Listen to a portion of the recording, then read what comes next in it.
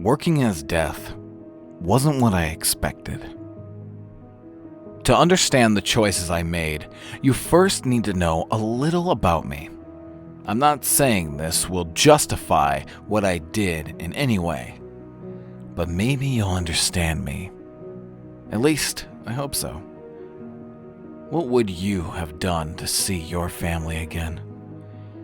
Before the accident, on the way home from work, I often thought about my life, or maybe about the lack of one. I work as a cleaner in an office building during inconvenient hours when the real workers have already gone home. It's not a job I'm particularly proud of, but it's the only one I can handle. I don't have a fancy education or any real work experience to speak of. I thought it would all sort itself out. My friends, or well, the people who used to be my friends, look down on me. I know they do. Even if they don't say it outright, they never asked how work is going. And when they do, there's always that tone. I hate it. Every part of it. I hate coming home with worn-out clothes and hands that smell like cleaning chemicals. I hate how other grown men with fancy cars, nice watches, look at me like I'm something they need to sweep out of their lives. I hate that. But more than anything, I hate myself. The only light in my life is my family. My wife, who still kisses me every morning, even though I don't deserve her. And my daughter, who once said I was her hero. She was only 5 then, and I can still hear her little voice in my head. I wonder if she still thinks of me that way today. I see how embarrassed she is when friends come over for dinner and ask what I do for a living. I want to be someone she looks up to. I wanted to be her hero again. I didn't see the truck until it was too late. It came out of nowhere. All I remember were a pair of headlights in the corner of my eye. And then my little car was swallowed in a sea of white light. I turned the wheel, slammed the brakes, but the tires just screamed against the asphalt. The last sound I heard was shattering glass, metal folding in on itself, and then I disappeared into darkness. When I opened my eyes, I wasn't in the car anymore. I was standing outside, on the sidewalk. In front of me was my car, or what was left of it. I didn't understand what had happened. I was unharmed, but something was different. The people and cars around me weren't moving. Time itself seemed frozen. When I looked closer at my car, I saw myself lying inside it. I looked dead. That's when I heard the voice.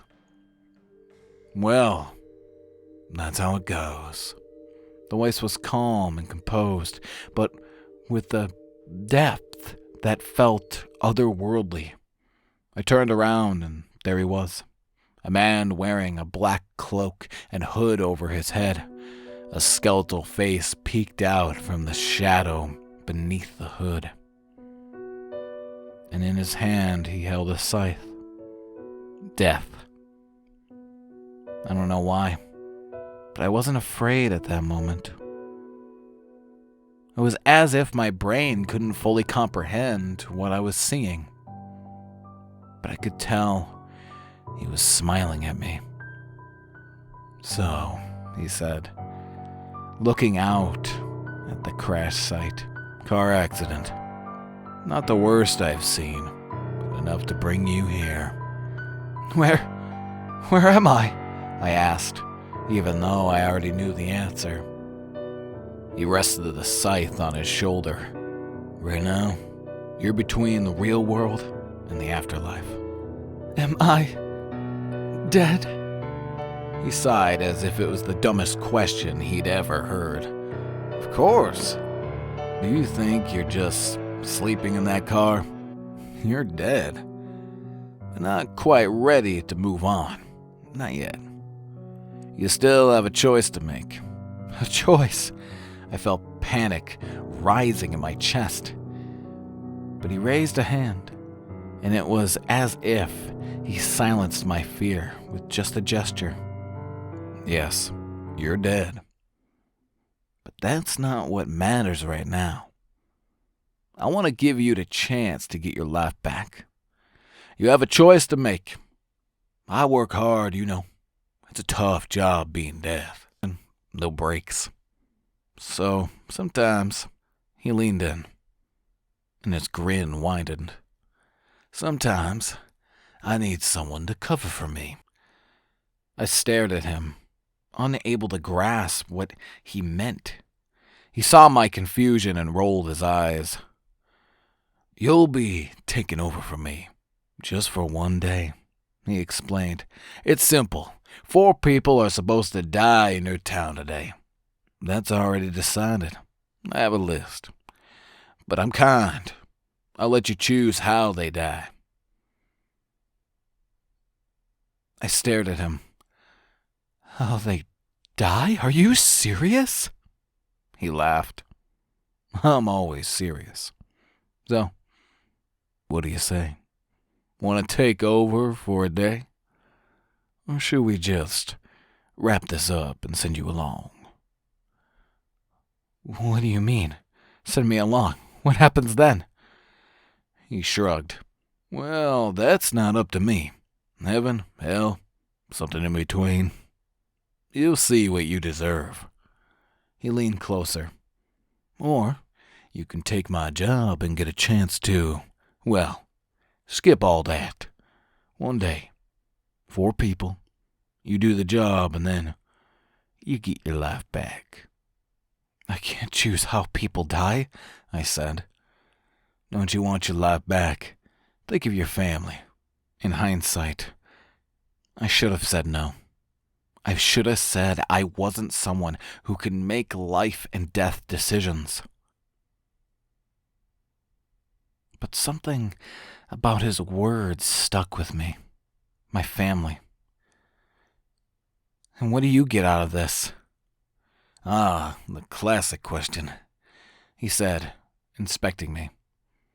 Just one simple thing. Your soul. My soul? You give me your soul, and I give you your life back. All you have to do is decide how these 4 people die. And then we're done. He grinned. What was I supposed to do? What would you have done in my place? I didn't want to die. And he said those people were already meant to die today. It was already decided. Okay, I said with some hesitation. If I get my life back, I'll do it. He smiled wide and looked in my eyes. Good. Then let's get started. Death pulled out something that looked like a scroll. He unrolled it and studied it closely, humming to himself like he was thinking about what coffee to order. All right, he finally said. Let's start simple. First person on the list. He turned to me and pointed at the scroll. An elderly woman. She's in the hospital right now. Her body has given up, but the doctors have given her, what was it, 1 or 2 more weeks? What do they know? Idiots who think they can predict the end of life. I'm the only one who decides that. He gave me a knowing look, as if I was supposed to agree. I said nothing. Anyway, he continued. She dies today, and I'm being nice. I'm giving you 2 choices. He raised a finger. Sudden brain death? Then another. Or her tongue falls back in her throat while she sleeps, and she chokes. slowly. That's sick. Why would I pick the second one? Because if you do, I'll make sure you never get sick again when you get your life back. I stared at him. This was my first decision, and it already felt like I was about to do something terrible. She's old, and going to die anyways, according to the doctors. But can I really make her suffer unnecessarily? Well, Death raised an eyebrow. I don't have all day. Say something.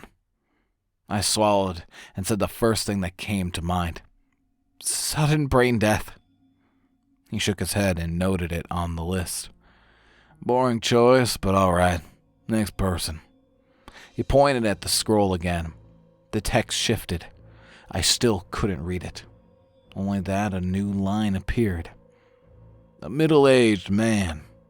He's working inside a building right now. How should he die? I wanted to ask why, but the words stuck in my throat. It was just his job. Option 1. The ceiling collapses on him. Quick, efficient. Option 2. He gets his foot stuck in the floor and burns alive. What do you mean, gets his foot stuck in the floor? And why would he just catch on fire, I asked. I can't go into details about every person and why they're in their current situation. All you need to know is they die, and you choose how. I closed my eyes and took a deep breath. If you choose the second option, I'll give you something you truly need. I'm not talking about money. I'm talking about a real home. What do you mean? I mean a house. Not just any house. Your dream house. Something you and your family deserve. A place where your daughter can grow up safely. Maybe something by the ocean. A big garden. A garage for 2 cars. What do you say? I stared at him. You're lying. Death's smile disappeared. I never lie. I wanted to say no. I should have said no. But I saw my wife smiling as I handed her the keys. I saw my daughter's face when she saw her new room. He gets his foot stuck, I mumbled to Death. And burns alive?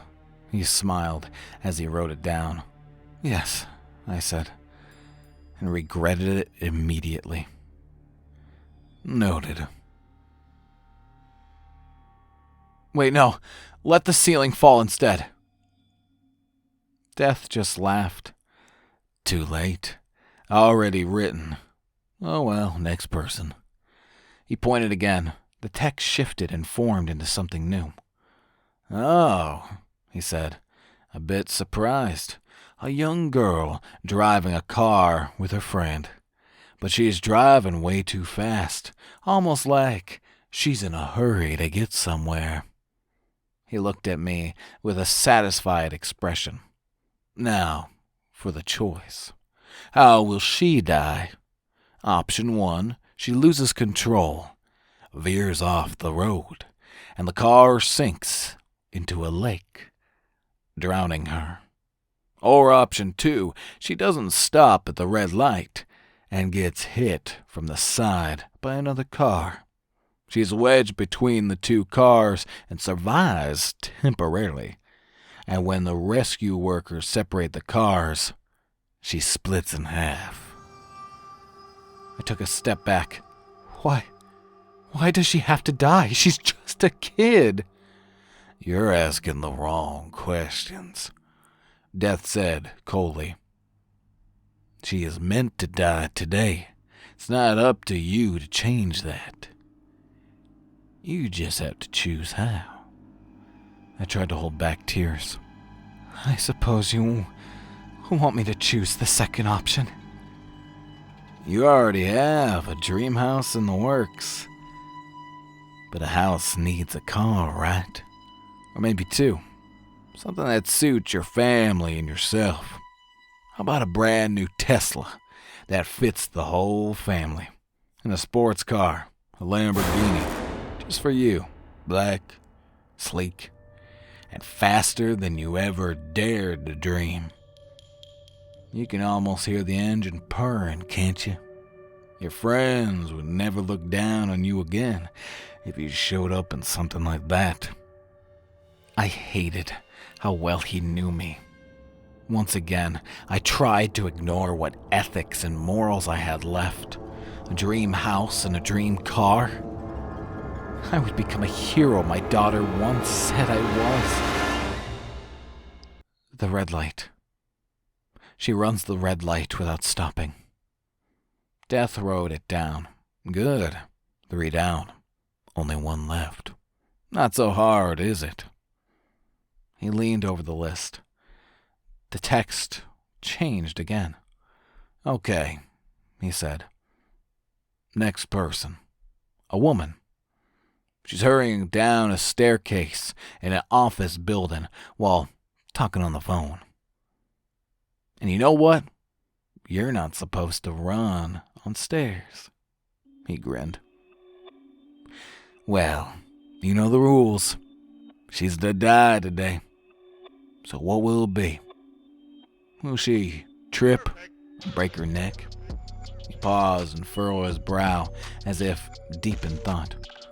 Or will her phone explode in her ear? The battery, boom. She loses half her face, bleeds out slowly. No one hears her because she can't call for help. I stared at him. You're sick in the head.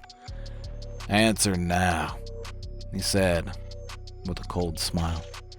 Your life depends on it. I could barely breathe. The image of her lying bloody in a stairwell was too much. But before I could say anything, death did something I never thought would happen.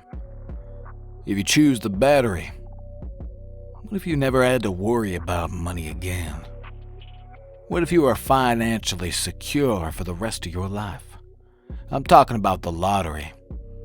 Next week's draw. I can make sure you get the right numbers. Imagine that. 50 million kroner. You, your wife, and your daughter could do everything you've ever dreamed of. Travel wherever you want. Buy whatever you want. Never worry about bills again. I stared at him, and for a moment I could feel it. Freedom. My daughter going on that dream vacation she always talked about. My wife no longer having to stress over our budget each month. A life where I could give them everything. What choice did I have? The battery, I said, biting my lip. Death smiled and wrote it down. Congratulations. You've got your life back. Tomorrow, when you wake up, you'll be unharmed. You'll have a new house and 2 beautiful cars waiting for you in the garage. And also, the winning lottery numbers for next week's draw. I promise you that. Before I could respond, Death stepped forward and whispered in my ear, Remember, these were your choices. Then I vanished once more into darkness. I woke to the sound of a heart monitor beeping in sync with my pulse. The light from the hospital room window cut into my eyes like knives, and my body ached as if someone had torn me apart and glued me back together. But I was unharmed, no wounds anywhere on my body, and I was alive. That I was alive was a miracle. I should feel relieved, but something was wrong. A gnawing anxiety twisted in my stomach, like a snake slowly wrapping itself around my thoughts. I knew I should feel something else. Gratitude, maybe? But all I could think about was my encounter with death and the 4 choices. It felt like a nightmare. I tried to convince myself it couldn't be real. But why wouldn't that lump of unease go away? I reached for my phone. The battery was nearly dead. But I needed to hear a familiar voice. I needed to talk to my wife. I pressed her name in the contact list. It rang. Once, twice, 3 times, 4. I waited to hear her voice. Maybe her warm, hello? That always made me feel at home. But there was no answer. Eventually, we went to voicemail. I swallowed hard and tried again. No answer.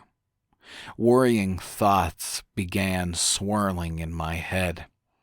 I pushed them away, tried to think logically. She was probably busy at work, or maybe her phone on silent. That wasn't unusual. I called my daughter instead. It rang once, twice, 3, 4. No answer. I tried again, but nothing. Come on, I mumbled to myself, feeling my pulse start to rise. I swiped around on my phone and sent a message to my wife. Are you okay? Please, call me. But that snake in my stomach had started to coil tighter. I sat there for a moment, staring at the screen, waiting and waiting. No reply. When I looked up, he was there. Death. He sat relaxed in my chair by the window, as if he'd been there the whole time. Damn, it was real. What do you want? I asked, hearing my voice crack. He smiled faintly. I just thought I'd give you the keys to the house and the car, and the lottery numbers. He held out a white envelope. I didn't take it. He shrugged and placed it on the table beside the bed. I stared at him, trying to ignore the growing panic in my chest. What have you done? Me? He leaned back in the chair. Nothing. You made the choices, didn't you? I just did what you said. The 4 deaths, the woman at the hospital, the person in the house, the driver, the woman on the stairs. It was just a dream. I tried to convince myself again, just a nightmare. But something in his eyes said it wasn't. His smile grew wider. Do you want me to tell you what happened? Or do you want to figure it out yourself? I sat up in the bed. Death continued. I have to say, turned into a pretty interesting chain reaction. Chain reaction? I whispered. Yeah, Death was interrupted as a doctor opened the door to my room. The doctor didn't look at Death sitting in the chair by the window. I don't think the doctor could even see him. Good morning, said the doctor. I want to start by saying it's incredible you survived the accident. You must have had a guardian angel. I looked at Death, who smiled and shrugged. The doctor continued, but I also have some bad news. I don't know how to put it. Since we've never had to deliver a message like this before, I felt my heart skip a beat. You're probably aware that your mother was here for observation, but tragically, she didn't survive the night. I'm sorry. Death stood up and moved beside the doctor. Both of them looked straight at me. How did she die? I asked, seeing a smile begin to spread across Death's face. It was unexpected. It's called a subarachnoid hemorrhage. That's when a blood vessel in the brain bursts and causes massive bleeding, which often leads to brain death. and just a second later, Death touched the doctor's cheek with his finger. The doctor collapsed to the floor with a heavy thud. Moments later, the door opened and a nurse walked in. Death raised his hand and snapped his fingers. The nurse froze mid-step. The clock on the wall stopped ticking, and the monitor that had matched my heartbeat went completely silent. You're starting to understand, aren't you? The choices you made, of course they had consequences. An epic chain reaction like no other. Death began pacing the room. Your brother, he works as a firefighter. He was inside a house on duty when he got the call that your mother had passed. He got distracted, maybe a little careless. And as he moved through the house, he stepped wrong and got his foot stuck. Death made a sweeping gesture with his hand, like it was all a theatrical play. Stop, I whispered. He ignored me. Your wife and daughter were next.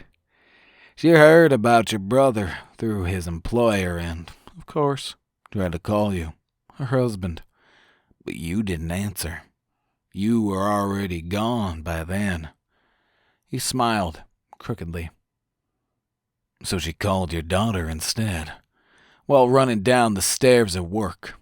I couldn't move. She had her phone on charge all day, even though the battery was full. Not good.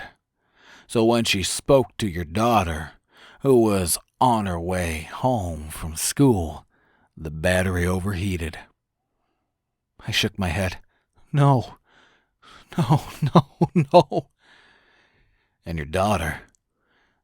Death stood in front of me, looking me straight in the eyes. She heard everything on the phone.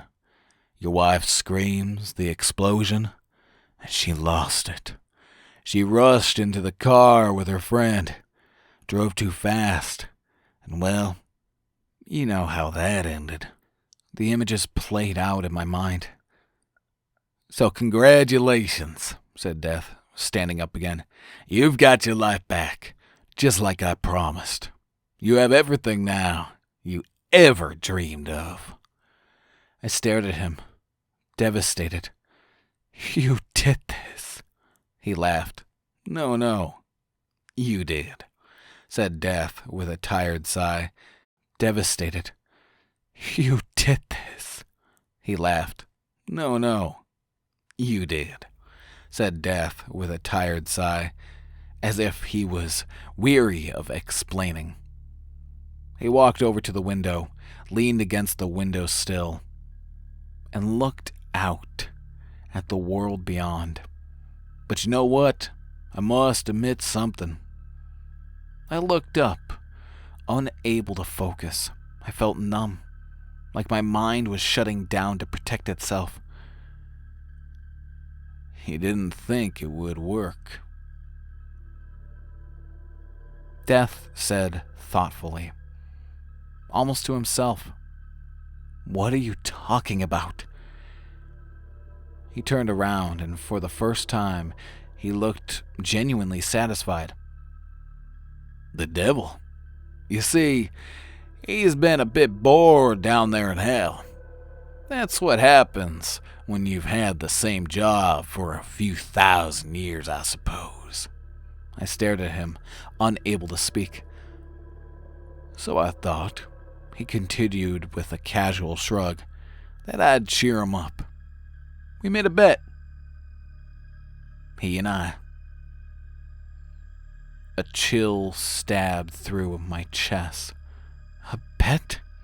Death smiled broadly now. That dangerous smile that made it feel like he was seeing right through me. Yes. A little game, so to speak. The devil didn't believe I could do it. He said, no human being, not even in desperation, would go that far. I could barely breathe. Go that far? As in what? isn't killing their own family, Death said with a grin, just to save their own life. The words hit harder than I thought possible. I tried to get up, but couldn't move. I could only stare at him, at the smug grin on his face. You're a damn monster. I didn't even know it was my family, I whispered, tears burning behind my eyes. Death waved away my words like they were an annoying fly. But you know what the best part of all this is? I said nothing. I just stared at him, the tears now streaming freely down my face. Your family didn't deserve to die. At least, not in the way you chose, he said slowly, savoring every word. So they're going to heaven. Every single one of them. Death leaned forward, his dark eyes boring into mine. But you... He dragged out the words, almost like a whisper. You will never see them again. There's only one place for you, and you know exactly which one I mean. No, I whispered. No, this can't be real. It can't be. He straightened up and smiled even wider. So, no matter what you do, whether you go on living or end it all, you will never be reunited with them. Never. There was nothing I could do. Everything was gone. So, Death said, taking a step back, tell me. He tilted his head and smiled. What did you think of our little game?